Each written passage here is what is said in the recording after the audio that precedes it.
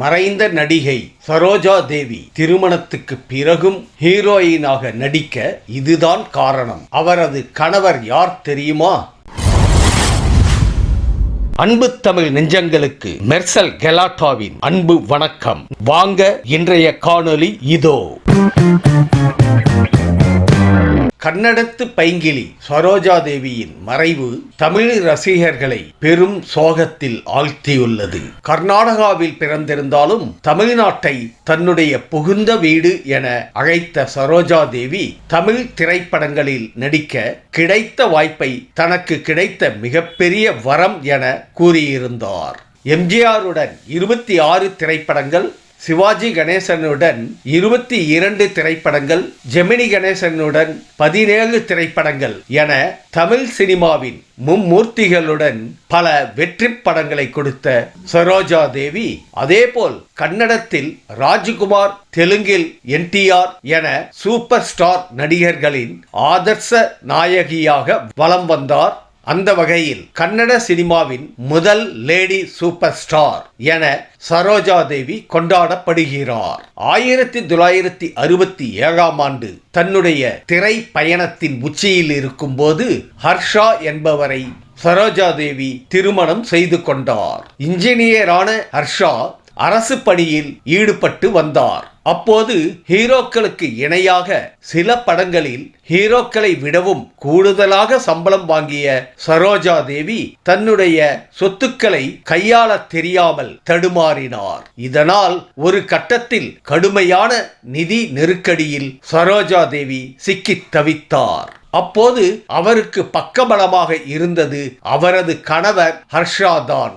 சரோஜா தேவியை நிதி நெருக்கடியில் இருந்து மீட்டு கொண்டு வந்த ஹர்ஷா அவருக்கு மிகப்பெரிய உறுதுணையாக இருந்தார். இப்போது கூட நடிகைகள் திருமணமாகிவிட்டால் சினிமாவில் நடிப்பதை தவிர்த்து விடுகிறார்கள். ஆனால் 60களிலேயே திருமணம் செய்து கொண்டும் சரோஜா தேவி தொடர்ந்து கதாநாயகியாக அசத்தி வந்தார். இதற்கும் காரணமாக இருந்தவர் அவருடைய கணவர் ஹர்ஷா தான். நடிகர் திலீப் குமார் திருமணத்துக்கு பிறகும் தன்னுடைய மனைவி சாய்ரா பானுவை நடிக்க வைத்தார். இதை எடுத்துக்காட்டாக சொன்ன ஹர்ஷா சரோஜா தேவி தொடர்ந்து ஹீரோயினாகவே சினிமாவில் நடிக்க பக்கபலமாக இருந்தார். இந்த தம்பதியினருக்கு இந்திரா என்ற பெண்ணும் கௌதம் என்ற மகனும் உள்ளனர்.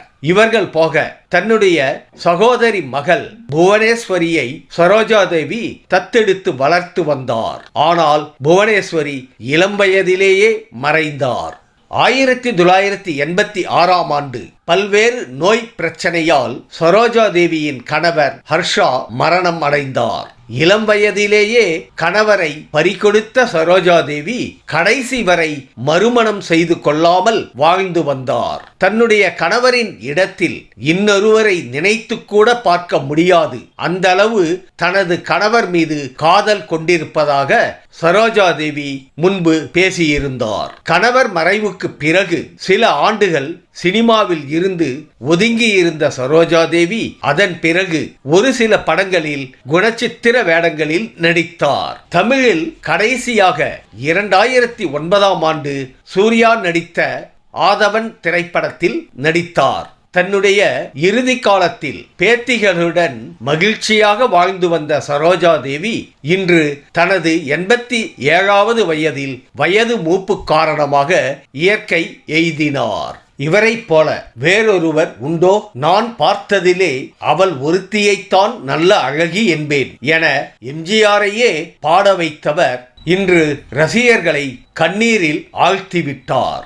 என்ன மன்னிச்சிடுங்க கோபால் என கதறி சிவாஜிக்கும் நடிப்பில் டஃப் கொடுத்தவர் ஜெமினி கணேசனுடன் காதல் காட்சிகளில் ரசிகர்களை வியக்க வைத்தார். கண்களால் நாட்டியமாடும் இவரை போல மற்றொரு நடிகை தமிழ் சினிமாவுக்கு இனி கிடைப்பாரா என ரசிகர்கள் மனம் நொந்து போயுள்ளனர். இறந்தும் வாழ்கிறார் நடிகை சரோஜா தேவி. கன்னடத்து பைங்கிலி சரோஜா தேவி தனது 87வது வயதில் மறைந்த செய்தி இந்திய திரையுலகையே உலுக்கி இருக்கிறது. இந்த நிலையில் அவர் தனது கண்களை தானம் செய்திருப்பது தெரிய வந்துள்ளது. பெங்களூரு மருத்துவமனையின் ஐ பேங்கில் இருந்து மருத்துவர்கள் சென்று அவரது கண்களை தானமாக பெற்றுள்ளனர். இன்று 2 குழந்தைகளுக்கு அவரது கண்கள் பொருத்தப்பட உள்ளன. தான் இறந்த பின்னரும் இருவருக்கு ஒளி கொடுக்கிறார் இந்த அபிநய சரஸ்வதி. இவரது மறைவுக்கு திரை பிரபலங்களும் அரசியல் பிரபலங்களும் அஞ்சலி செலுத்தி வருகின்றனர். சினிமா நட்சத்திரமாக ஜொலித்த போதிலும் எளிமை, அன்பு, கனிவுடன் வாழ்ந்த சரோஜா தேவி மறைவுக்கு பிறகும் அவரது கண்களை தானம் செய்தது நெகிழ்ச்சியை ஏற்படுத்தியுள்ளது.